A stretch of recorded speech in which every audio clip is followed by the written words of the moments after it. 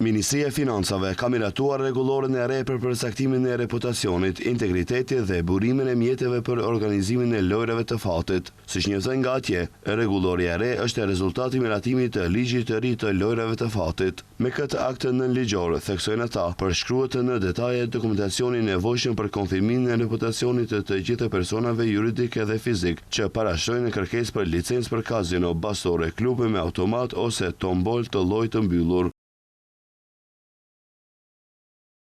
Aplikantët janë të detyruar të parashtrojnë dokumentacion që dëshmon përmbushjen e kushteve lidhur me reputacionin, përkatësisht dokumentacionin që ndër të tjera ka të bëjë me sanksionet e shqiptuara për ndalimin e ushtrimit të profesionit, si dhe me faktin se ndaj tyre nuk është shqiptuar mas ndaluese për organizimin e lojrave të fatit, apo rrethana të tjera të ngjashme që janë të rëndësishme për pjesëmarrjen e tyre në organizimin e lojrave të fatit.